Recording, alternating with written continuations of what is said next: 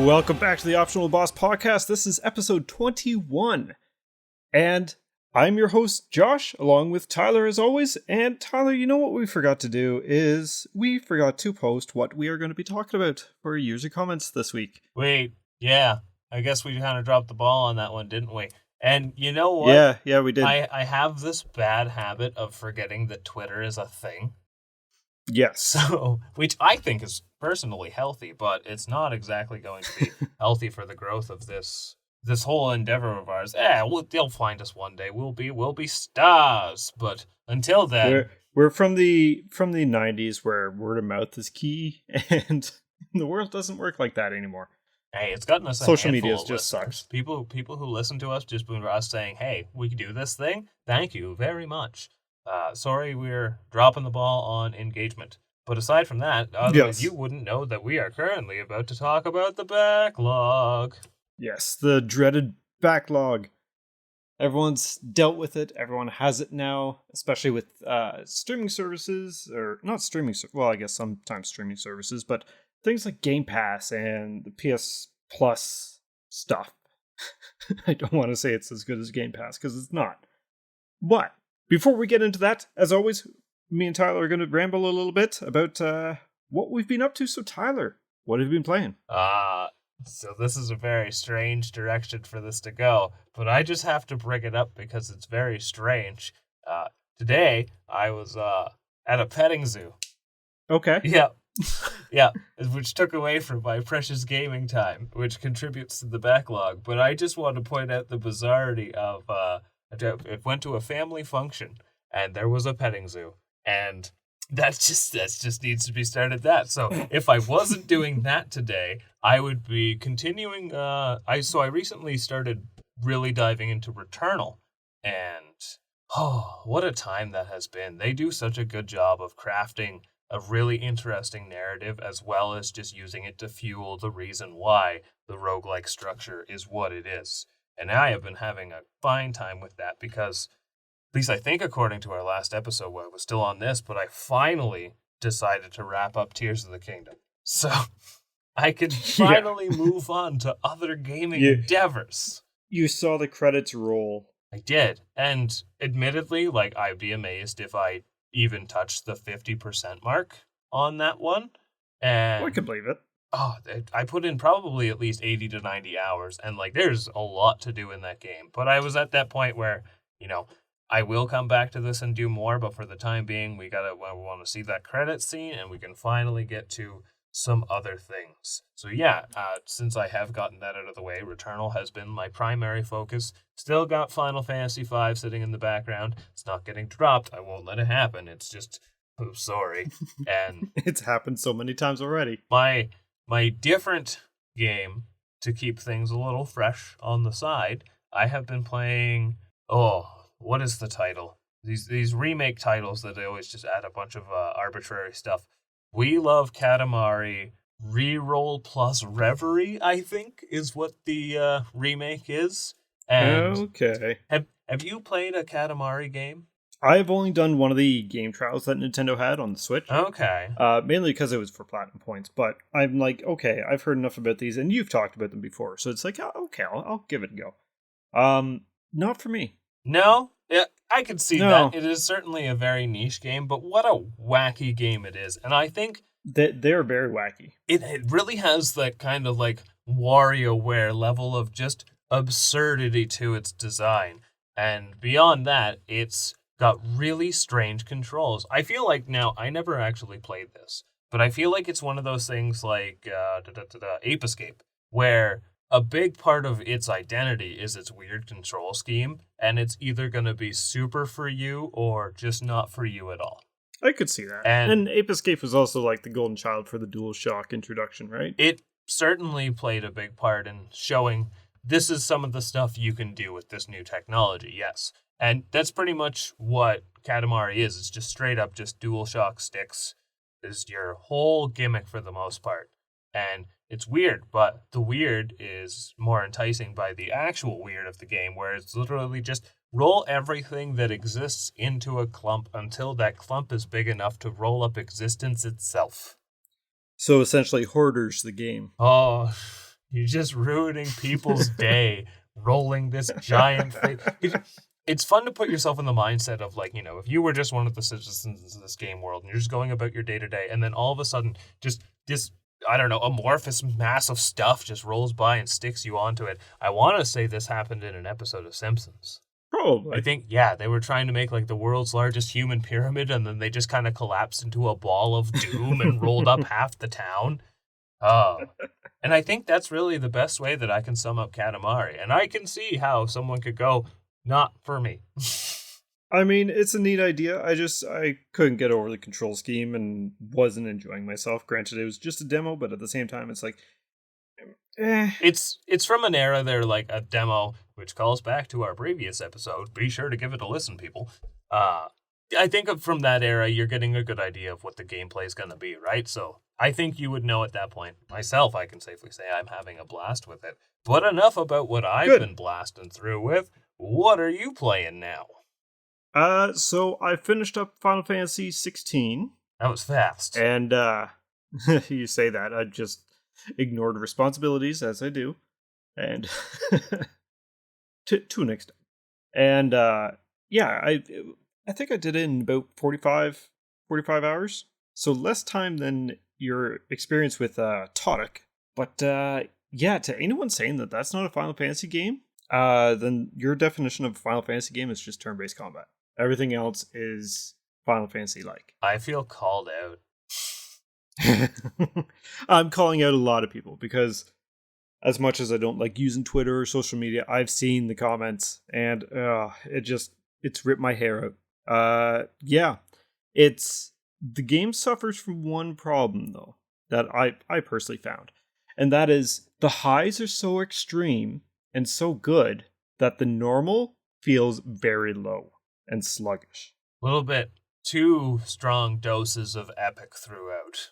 Yes. So does it feel more, I don't want to say hand-holdy, but a much more guided and linear experience than something like, say, 15? Oh, God, yeah. Yeah. I mean, yes. Strangely enough, it's kind of weird how I know there was a good period of time where people were really, really dunking on, like, linear experiences, and now I think, at least for myself, I'm starting to appreciate a bit more of a just thorough line story, right? Like, it's nice to have stuff to do on the extra and maybe even some optional content like bosses. Yeah, I'm shilling for us hard today.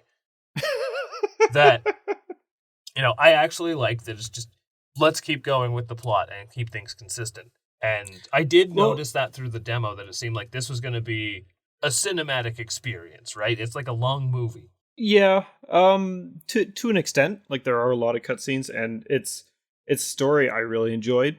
It's probably up there in some of my top Final Fantasy stories. That says a lot. Yeah, and I don't want to give anything away. The main villain, who you don't get introduced to till about quarter of the way through the game, maybe even half, very monotone. Like, there's next to no expression, but at the same time, it works well for him. I enjoyed the characterizations I did get from the demo. It seemed like if there was something I was going to get it for, at least myself, because as I said, I didn't exactly fall in love with the gameplay, but I was very intrigued by the world that it was building. And yeah, it seems like a good, solid adventure story. And as for like its linear versus open worldness, if there's main things like that need your attention, then it'll lock other areas on the world map to go. Okay. Till you go do the main thing that you got to do. Like if you're in the middle of a chase and it leads to somewhere, well, yeah, you have to go to that place when you enter the world map. Otherwise, you can enter the world map and go anywhere you want. I kind of like it's just different zones. I kind of like that. It's really well structured that way. Well, and if there's side quests or anything in there, it'll give you a map marker on the areas to go. And the hunt, there's a hunting board, just like any other Final Fantasy of the past years, anyways, past few main lines. They aren't acceptable quests. You actually have to read the description and try and pinpoint where they are going to be. Like, it'll give you a small hint and whatnot, but to actually find out where they are, you have to kind of read and get a grasp of your surroundings, which is kind of neat. Very treasure map-like. Yeah. I actually... So it might say, Dalmatia, Southern Dalmatia. Okay, where in Southern Dalmatia? Because that place is huge. So yeah, it's pretty good. Like it keeps you on the main quest when you have to be on the main quest, but as you progress through the main story, there's other side quests that open up. I think that kind of gating you throughout certain points of the story, though people could very much have their gripes with it, I can understand. I almost like because it doesn't break the pacing. Because something I have noticed with these much more expansive games, kind of bring it back to Tears of the Kingdom on this, and also to parallel a point that you made about like, for it being a Final Fantasy, for all that's not saying it. Same goes for Zelda. It is Zelda game the game, but that's enough on that soapbox. But So I don't actually know how to say his name, but the voice actor for Sid. okay. I've heard he's got Ralph a lot of praise in this game. Ineson? I got no idea. Okay. Jesus Christ, it's so good. all the voice acting is good, but fucking Sid's voice acting is fantastic. Oh. And it's actually hilarious because he played the last Herodrum in Diablo 4. So I've had lots of him recently. Oh wow. That is a very interesting connection. It's such a release span. He's been a busy guy this summer. I like that good voice acting is going a long way in gaming these days. Oh, it makes such a difference, and I think it's something that people have overlooked until they start getting more good voice acting, and now it's becoming, hey, it makes a world of difference. Well, imagine a game like Hades, as great as it is. I'm sure the voice acting also just helped add to its memorability, right? Oh, absolutely. Yeah, no, good. Especially Hades' voice actor. Oh, it's just incredible. Oh. But so yeah, no, voice acting could change a story from, especially a story-driven game. Jesus Christ. So, would you say when it comes to its like linearity progression and just how it presents itself, how would you say it is compared to the Final Fantasy VII remake? Because I really liked how that one handled its plot, and that was a very gated experience. Okay. When we're talking about the Final Fantasy VII remake, you have a chance to do the side quests, and then you don't. Yes. Right? Very chapter-based. Kind of like that. There's only one section that you no longer get the side quests in anymore. But once they're done, I mean, that's simple. You won't get any more till later on. I'm trying to be as spoiler-free as possible. Yeah. But then after said event happens, then any of the side quests. So I did a bunch of the story, and then I started doing the side quests. Okay. So, and then there's side quests with, instead of being like a little exclamation mark, it's a plus symbol. And those ones give you different attributes and things. So like I was getting better blacksmithing skills for doing a quest that had a plus with the blacksmith. Well, that's cool. Yeah. So, and they had like actual interesting storylines. I'm warming up to the idea of Final Fantasy 16. But you said you've recently beat that, so what have you moved on to since? So I've kind of dove back into Diablo 2 because I kind of put that on hiatus till I finished, and I've also been playing Inscription. Oh. We got our physical copies in, and to anyone who has played any previous Daniel McMullen games, such as Pony Island or The Hex. I know I've mentioned them before. They are very wacky, very meta, very, like, for lack of better terms, brain fucky kind of games. Inscription is proving to be no different. I'm very intrigued in what's going on, and I'm not even a card player, and this is like a rogue-like card-playing game. Oh, see, that's what speaks to me about this game, because I am very much an avid card game enthusiast, and I am, I know it's a lot more to that, like the card game is the basis, and there is a lot going on around it, but it's still a card game, and I'm still looking forward to it. The card game is the main feature to it. Oh boy, time to find out how to break it in half. There's other puzzles and stuff going on behind the scenes, but you do those when you can, when you're allowed, I'll say. Interesting. But as for like a basic of a gameplay loop, just as a quick thing, it's all about sacrificing and getting better cards laid out on the deck or on the table. So like you can draw from your actual deck, or you can draw a squirrel. Place a squirrel down, it's worth 1 blood, so you can sacrifice it and use that 1 blood to summon something else from your main deck. Interesting. And yeah, and then you got to try and do enough damage and the damage works on a scale. So each side has 5, so a total of 10 points. But if I do 3 points of damage to Tyler, and then he does 8 points of damage to me, Tyler wins. Yeah, because it's a tug of war to get you to 5. It's like a scale. Yeah. And what tips the scale, like actually does the damage counting, is teeth. Oh, gross. So you can end up, let's just throw, like, it's not even a spoiler, it's just something that you can outright do. You can find a pair of pliers and pull one of your teeth out and put it on the damage scale against the enemy. Oh, don't like. And it blurs your screen with a bit of blood. Oh, no, that's so cool and so messed up. Yeah. Oh, okay, that's cool. Or yeah, it's so fucked up and it's great. I haven't gotten a chance to start that up yet. All these, you know what's not going to help this topic at hand that we have today is Well, I know that Inscription is somewhere in my backlog. Yeah. In your backlog, which is today's subject. Yes, in so the growing massive backlog. And so yeah, where to even start? And that's usually everyone's comment when they're looking for the next game is, where do I start in this freaking massive backlog? And I said it off the top, like, we have things like Game Pass now and PlayStation Plus and Nintendo Switch Online to an extent. Because, I mean, old games and retro games can still be part of the backlog. Like, there's still Super Nintendo games I want to play one day. ActRaiser, great example. I still want to play it one day. But every time I load up the SNES, I just happen to load up Chrono Trigger again. Oh, it's just so hard not to. Right. And speaking of, and we're already going off topic, but I still can't believe it's real, even though I've watched the trailer like 7 times now. Super Mario RPG, even though I just beat it and finally got back to it, no longer a drop game. Did my I'm being vindicated. I beat Smithy. The remake just looks so good. Oh, Smithy and brand new HD graphics. And I mean, it looks good. It looks proper. Like, everyone's making fun of how small he looks and everything. No, it looks great. Oh no, it looks like it fits the style and everything. I like that they're all tiny. It is the game I know, but new, which is very exciting. And Super Mario RPG, of course, a few episodes back, that's just when I beat it and got that game off my backlog. How many plugs can we get in this episode? How many plugs? Yeah, that's like 3. 3, 4, which, episodes. Yeah. Now, but you make up a very good point, though, because I find this is a differentiation from the dropped games, right?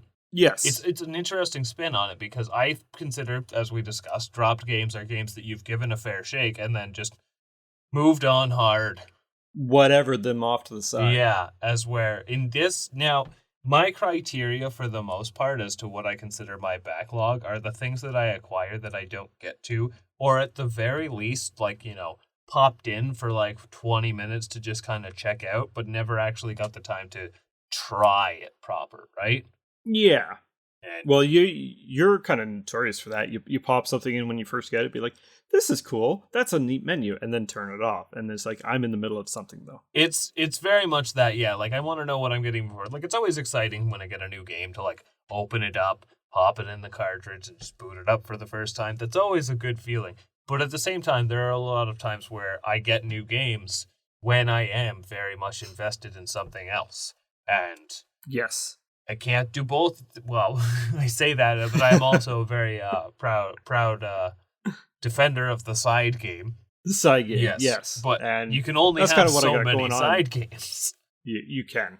Yeah. And that's when you got to kind of decide, what is the side game? Yeah. What is an appropriate side game? Like, you were doing Todic and Final Fantasy V. That neither of those are side games. Those are time investment games. Yeah, no, I can very much acknowledge that biting off way more than I can chew in that point, and that is very much a contributor as to just more things piling up into the backlog. I got like at least 6, maybe not 6, but at least 3 to 4 new games in the span of time where I got Tears of the Kingdom. And yep, I haven't been able to even try any of them. Like, And this is how the backlog grows, right? You start with like, the 2, 3, or 4, and then you eventually get to 1, and throughout that you might get another game down the road, and then it just keeps growing and growing. It's daunting. So I have a tiny theory as well, and not that this really applies to us, but the general majority of gamers. Because I will fully recognize that we are a bit odd in our what we play and how we play. It's a structure of things. So I again bringing up things like Game Pass. I feel like as good as Game Pass is, because I freaking love it. Not that I use a whole lot, but I love it as a service. Do you find that having an overabundance of games changes your opinion on what a good game is versus not? I don't think it so much changes my opinion on what a good game is or what is not, as much as it does makes me really have to consider what games are getting priority. Because there's Yes. just so I have tried a few different gaming subscriptions, and like PS Now, for example, I have jumped in and on and off of, and I think it's great to have access to a plethora of games until I don't want to play any of them because there's too many, right? Yeah. And It's a little daunting, right? and especially too when you have so much on offer, like you can get sensory overload, and you think, I so many times when I'm going through those lists, like I want to play Bioshock, or I want to play Tokyo Jungle, or I want to play Bloodborne, and you just start thinking about all these, but then you start thinking about the individual time investments for each of those games, and Yes. it's almost like having several various sized meals, but all very good, and somehow you're staring at them all, but it's just like, but you have to eat them all. And it's like, well, now I can't eat it all. Yes. So Very much so. And I feel like it does add to a whole like higher expectations on everything else coming out. Like not only time wise, but like what to expect. And I think that's more or less our society as its own. But things like Game Pass just increase the backlog tenfold. yeah, yeah. No, it's it's the worst thing to consider a problem that, oh no, I have too many games to play. Oh, Like, it's a first world problem, it 100%. very But much is. But at the same time, I'm willing to say, like, it is, as sad as it is, kind of stressful in the sense that you just feel like you're never going to have the time, and then you're kind of not rushing through games, but even whether you're enjoying it or not, thinking, when am I going to see the end of this to get to the next game?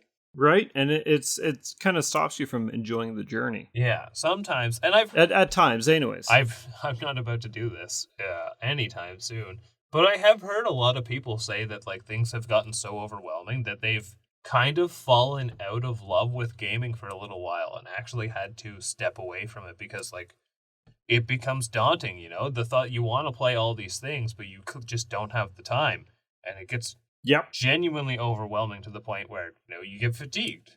Oh, absolutely. And this is a weird thing. Like on social media, I see a lot of people saying, "Oh, how can it only be a 10-hour game?" or "Haha, it's only a 10-hour game. It's not worth your money." I mean, so a couple games on my backlog actually. Ghost of Tsushima and Horizon Zero Dawn. I've talked about them both on the dropping games, and a lot of it is just they're too big. Yeah. Like I know I just did 45 hours in Final Fantasy 16, but it was engaging the entire way. And a lot of companies, for a while anyways, that we're starting to see a jump back to a bit more linear storytelling. But a lot of these open worlds, they're too daunting. It's like they want you to be the only thing you play. And when you're trying to get things off the backlog, like experience these new things, because I think it is very important. You can't stick with one game for too long. You got to kind of switch it up and experience new forms in said art style. Now, Right? I am worried about having that problem over. So, because it doesn't mean I don't enjoy the big games, but I am intimidated by them for the thought that I'm going to be increasing what I have left to do. And then, if you, in the span of time of playing like 100+ hour games, if you get like, let's say even 3 games, you're going to pick up one next. Like I said, it will continue to pile and pile. And I just picked up Elden Ring, which I'm sure I've mentioned a few times. I am really excited to play this game. But I also It is good. I just finished with Tears of the Kingdom that was like so good, but also so long that it became daunting. And it's like I have to finish this so I can play other things. There's much more You to know see what? and do. You know what would be a good thing to clear off your backlog now that you're done Todic That. and you kind of have a bit of downtime and you want something different? Uh, Amori. Ooh. Now, Amori is very much on the backlog, but it does have almost like a schedule. It's like it's not going to get neglected, but I do need to at least finish or decide I am done with Final Fantasy before I can move on to Amori. I know this about myself with turn-based RPGs, and I know with Final Fantasy V it has been very much approached like a side game. But Amori will be the priority game at the time. I think it deserves more than the side game, especially given the challenge I've been issued. And Yep. I am looking forward to get that. But on the topic, so before we got started here, I scanned only my Switch games. I didn't count any of the retro library or any of that kind of stuff. It was Oh God, we'd be here all day. But I got also. For those who don't know, I'm in the box recording, as I have mentioned. And it's quite dark in this, so here's a little ASMR for the people at home. I brought a glow stick. We're just gonna give that a good crack, and now hopefully I can read my notes. Oh, this works wonderfully. Oh God. Yep. We're bringing props into the show, folks. Apparently. All right. So before I get started, I'm just gonna have a quick. It's like a light pen. It's so fantastic. what are you doing? Are you reading off your list of in the backlog? I'm just gonna fire some off. Yeah. And again, this is just for Switch. Okay. Okay. So we're gonna speed through this. If you have any interjections, go right ahead. But first, we have AVGN 1 and 2. Yep, I actually have that. Yeah. Darkwood, which I've had on there for a long time. And this is a category of all of its own, so I'm actually going to skip mentioning these, and we'll get to that. But we have Eastward, because Eastward I popped in, and it's there, but it's the backlog. Yep. Evoland 2 specifically, pretty much all of the Final Fantasies on the Pixel collection. Gato Roboto, Guacamelee 1 and 2, Inscription, as we mentioned before. La Mulana 1 and 2. All the Mega Man Battle Network games. I haven't even touched those since I got that.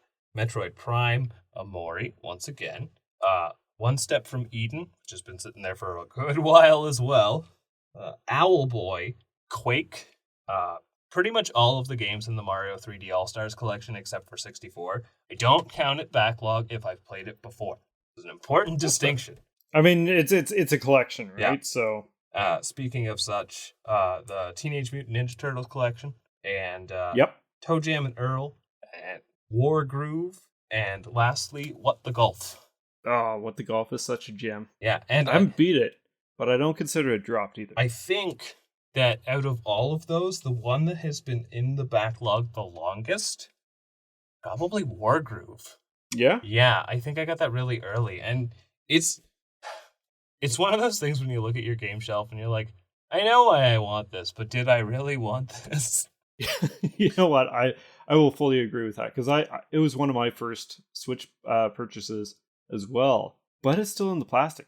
I always take things out of the plastic when I first get them and put them on the shelf. It is still in this plastic for whatever reason, and has been since I got it. It's an interesting case where I got it.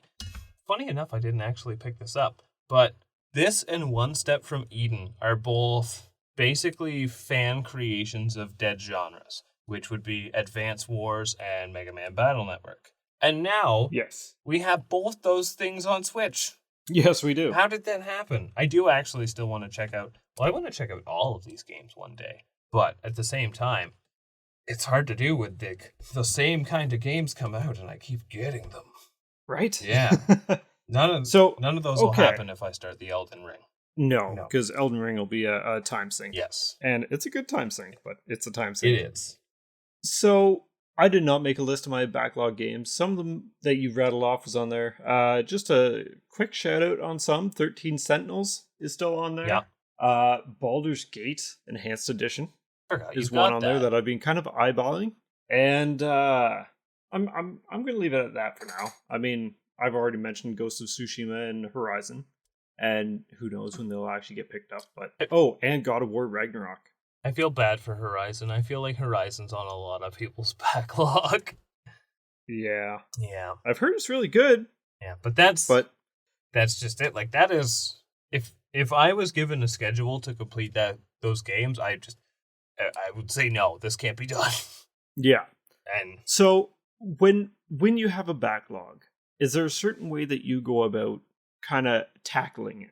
it's Or have you ever attempted to tackle the oh, backlog? I do from time to time, and I think because a big part with me is I'm not gonna play something to get it out of the way, right? Yep. I can make it sound like gaming almost feels like work sometimes, but at the same time, I'm doing it because it is something that I love doing, and so the backlog Absolutely. is a very nice kind of now.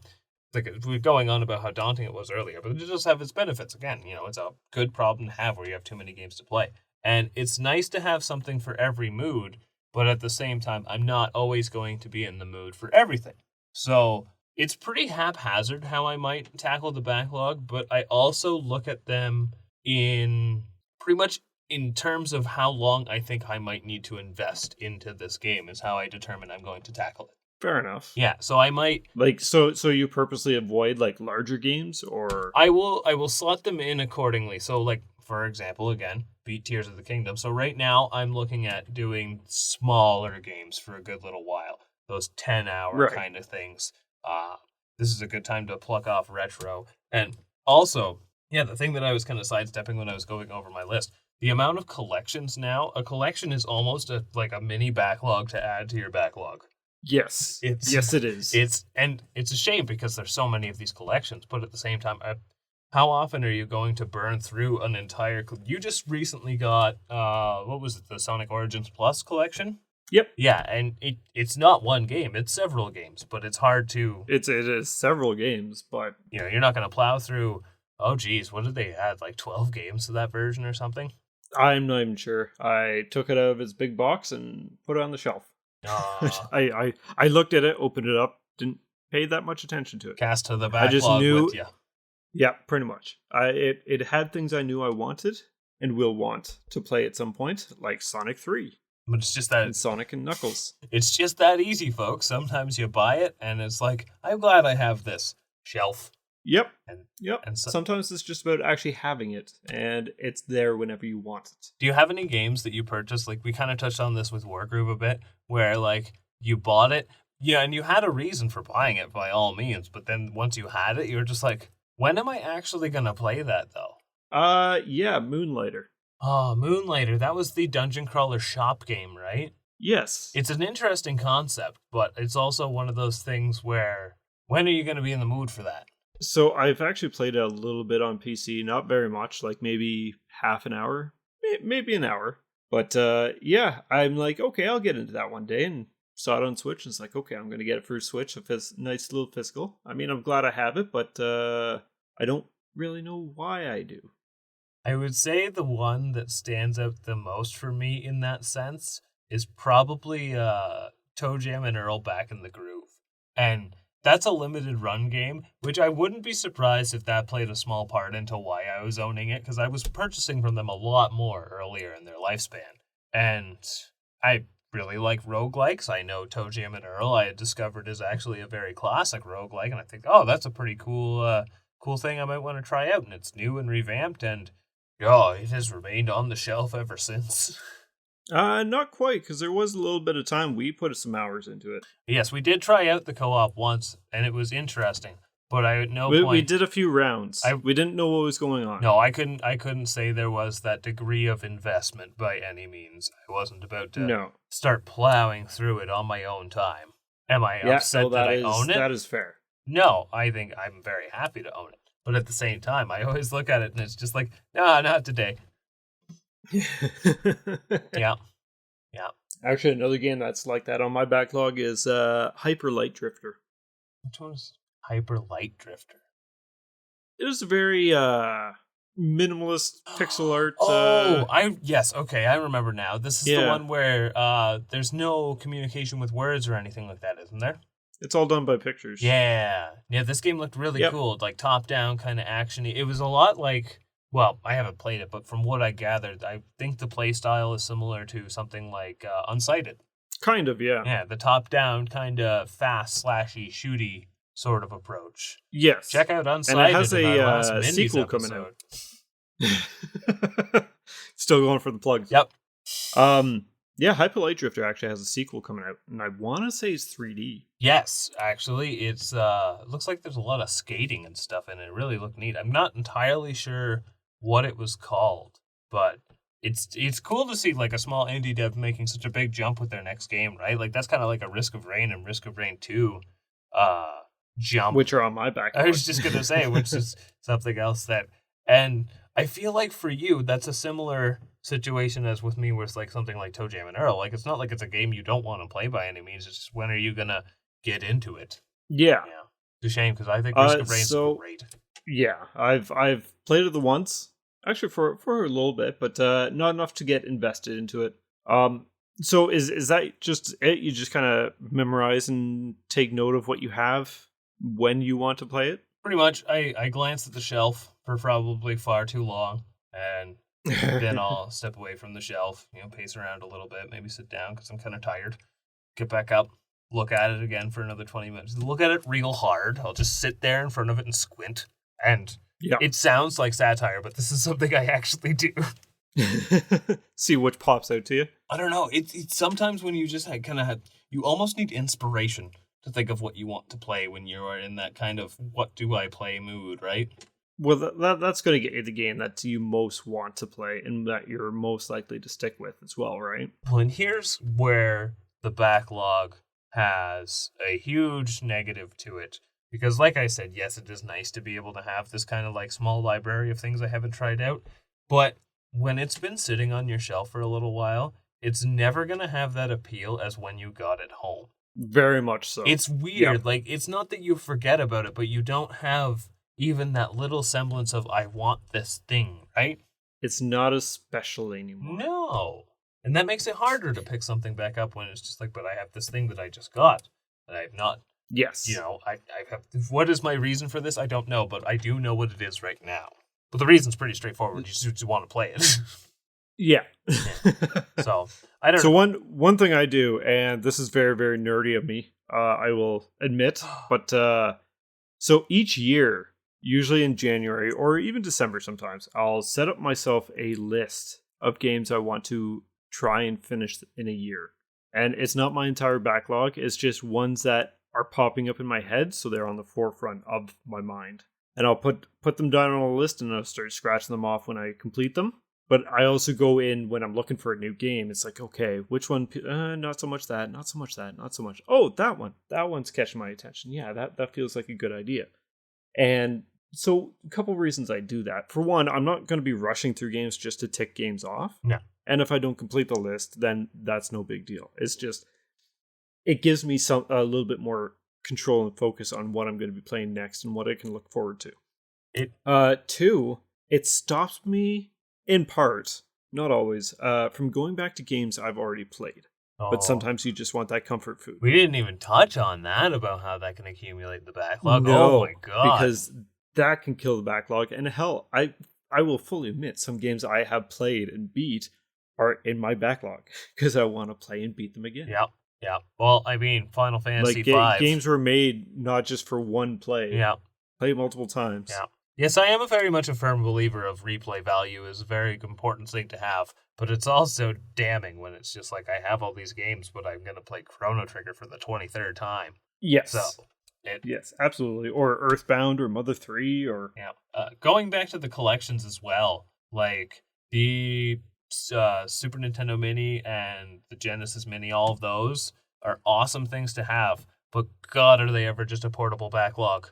Yes, they are. And especially if some random person broke into your house, modified them, and brought them back. I was actually gonna on that kind of note. I do have a note. We did mention how we forgot our comment request this time around, but I still at least had to check on my canonical buddy who comes and chills sometimes, and he essentially said that his backlog is technically every SNES game ever made, and then a bunch more after that. Oh dear! And you don't actually want to play Super Soccer, do you? Why play Super Soccer when there's Mega Man Soccer? Exactly. Which is probably somehow a better game. I don't know. But just all the same, that brings up an interesting point. Emulation. It's pretty much, there's a lot of times where I get really distracted with, I'm just going to mess around with a bunch of retro stuff. Yep. And sometimes I go through periods where it's just like I'm just sampling games. And I don't even consider those any kind of backlog by any means, but they are also taking the time to contribute to it. And yeah, going back for nostalgia is definitely something that's, because games are just going to keep coming out. Yep. Yeah. Well, there's out, what was it on? It was on Sega Online, I think. Oh, God. Oh, Or the recently Sega Mini? released? No, it was one that we were talking about on one of the episodes. Light Crusader. Oh, yes. Yes, I played Light Crusader, and you were playing it, and then you dropped it. Yep. And it's like, no, I beat you to the finish. Yeah, you could do it for me. I'm It's- tired. I don't want to see the rest. No, it's not an open world game. It's It should actually make you tired. funny enough, and this might happen again recently, because this is like the live service things on the Sega Genesis Online for Switch. They just added a game called Crusader Senti, which is something I have been very, very excited to try. And also, I think to myself, great, when am I going to get to do it? This is Yeah. what happens when new Yeah, games very come much out. so. I'm like, that looks good. I'm never going to have the time to play it. Or when I do, I don't know if I So- want to. This is something that affects me, and I know a lot of other people, but you are not affected by this. But live service games. I was actually just going to so say, right yeah, like mass multiplayer games and things like that like very much require a time investment from you. Or Diablo 4. I said I'm waiting until the first season starts, because it's going to start back from level 1. Yep. And yeah, I was like that with Diablo 3, doing each season. Well, I quit after a while and didn't really pay attention after. I think I did, oh God, did 10 seasons or so. Oof. That's not a small amount. So, no, it's not. And so live service games can definitely eat away at some of the backlog time. And that's it's all a balance. You can make it a side game. This is why whenever my friends start an Arc server, Oh no. I get scared, because it's like, oh, there goes my time. Nah, I'm not gonna get as hooked to it this time. Oh. Nope, that changed. You know what's another contributor to the backlog? And I wonder if you experience this as well. You're probably kind of going through it currently, but I found that getting a new console really makes because now I'm juggling two different things. With the PS5 and the Switch? Yeah, and I will like always profess my love for the Switch, but at the same time, shiny new thing. But also the backlog from the Switch tugs at my way. But I want to get games for the PS5, and then I start feeling guilty for each console. And I'm wondering if you experienced the same thing when you either got your PS5 or more recently, and it could be like one way or the other with the PSVR that you just recently acquired. Oh, the MetaQuest. That's what it was, right? No. And I think it's because I look at each system for an individual purpose. And so when I say that, I mean, so the VR, I mean, most of the things, it's its own separate unit, but it runs from my PC as well. And that's so I can get everything on Steam that I want and have my Steam or my PC as my main power hub for that. Mm-hmm. Most of what I play on that, aside from Half-Life Alyx, has been Beat Saber and fitness stuff. So it VR as a whole is very, for lack of better terms, one-string banjo. Okay. Right? No, I see what you're getting at with, but what about with when you got the PS5 with the Switch? So it depends on what kind of mood I'm in. Am I into a Souls-like feeling? Then I'm going to go more for the PS5. And where I do have Dark Souls Remastered on the Switch, I'm probably going to get it for PS4 or 5 eventually. But for your higher graphic, higher horsepower game requirements, I'm going to be looking at my PS5 for single player stories. Yeah.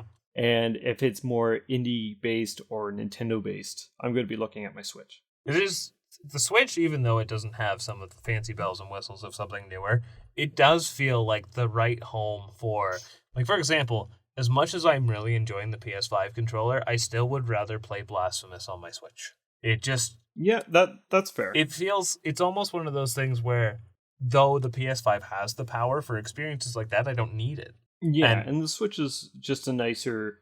It feels more of a relaxed console. It's a lot in more that sense complimentary, versus, yeah. Yeah, I feel like the difference between playing Switch versus my PS5, like to describe it in a physical sense, is when I play my Switch, I'm like laying down on the couch, and when I'm playing my PS5, I'm like sitting upright and hunched over in pro gamer mode. Yes, Yeah. and so I don't think there would really be a question if they're on the same level hardware wise Yeah. and what they could do. I think at that point it just comes down to what UI do you like better, or what kind of shill are you. So Yeah, the only problem is bouncing back and forth and constantly exiting out of things because their out buttons are just reversed. yes. So yeah, when it comes to where Switch is my primary console, I'm going to claim the Switch as like a side console to have.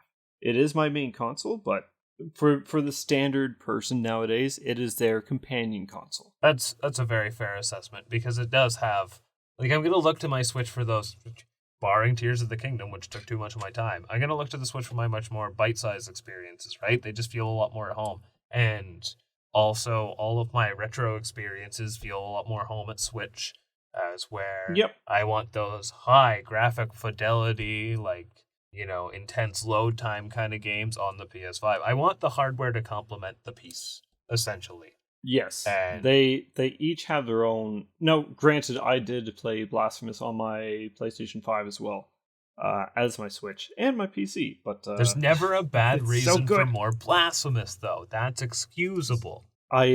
One thing that I do like on the Switch is the fact that it does not have any kind of reward or trophy system.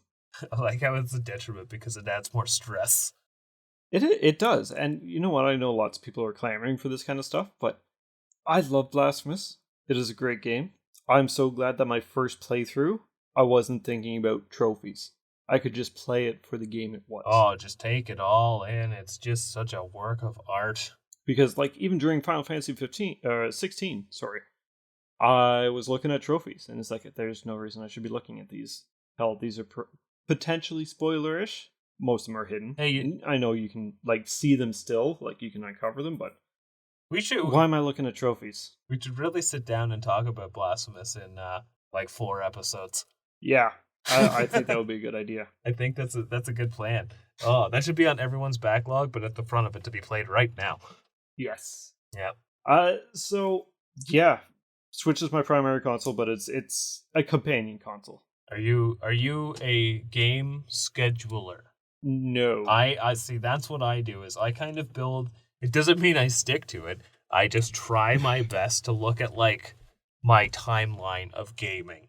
It's yes. This is where gaming starts to feel like a job again. And another thing that I do, so you mentioned your spreadsheet of games that you wish to play throughout the year, right? Yes. I take the opposite approach where I mark down all of the things I have done with my year.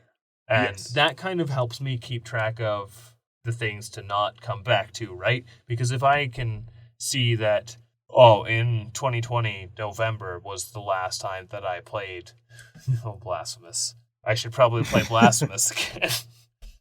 But it's nice to actually keep track, and I can kind of tally up. I'm good. I got a good amount of gaming in. I can feel good about, I spent my leisure time wisely, I would like to think.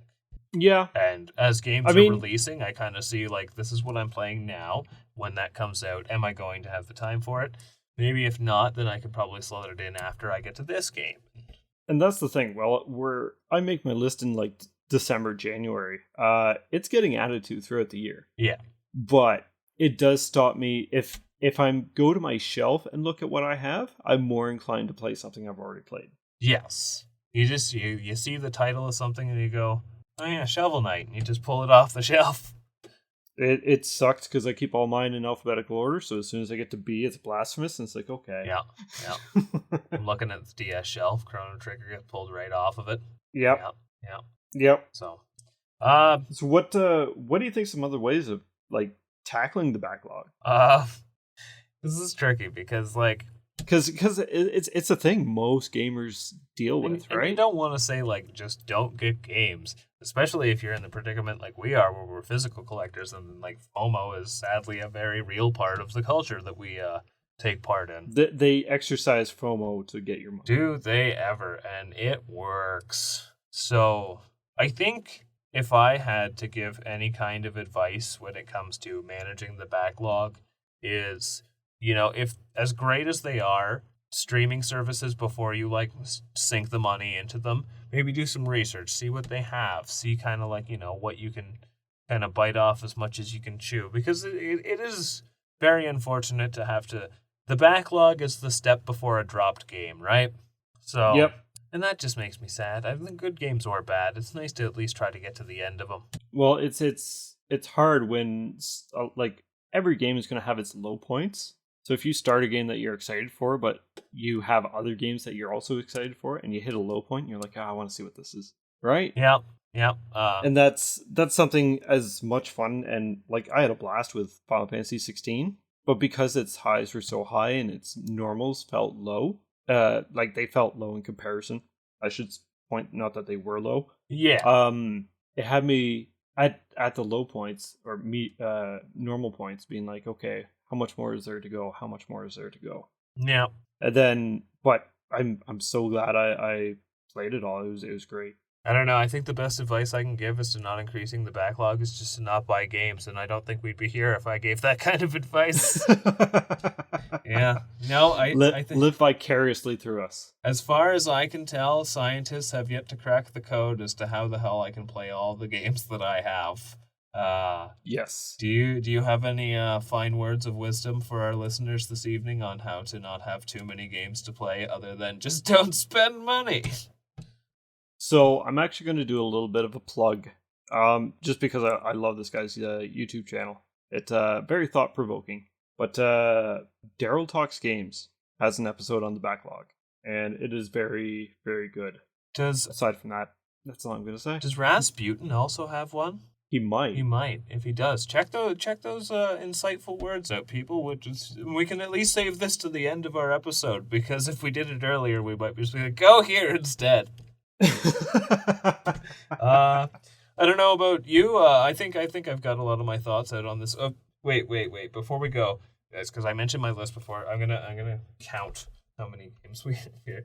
1, 2, 3. Okay. I mean, if we did my backlog, we'd be here all day. And things are constantly moving up. Things are constantly moving down. It really comes down to the mood you're in, right? That's why with my spreadsheet, it's like I can go down the list and be like, oh, I'm in the mood for that. Oh, I'm in the mood for that. It's gross. Still gotta get through the Mega Man main games. When you look at it on paper, like, I'm not even adding the individual games that are part of the collection. It's just counting them as one right now, and that's 21 games. Yep. That's just Switch. Oh, God. And I probably have more than that. No, but yeah, that's all I got. You want to close us on out here? Yeah, let's call it a nice early episode today. Yeah. So that is it for another episode. And if you haven't listened to any of the old ones, they're in your backlog too. Oh yeah. This has been episode 21 of the Oshpodal Boss podcast with Josh and Tyler. And if you have any questions, comments, or want to join in some engagement, we will hopefully try and remember to put the next topic up on social medias, which you can find over at Optional Boss PC on Twitter and Instagram. We do have TikTok. We don't ever look at it because it's TikTok. And yeah, leave us a review. We're supposed to be asking for them. So that's all from me. So thank you very much for listening, and we'll see you next time. Bye.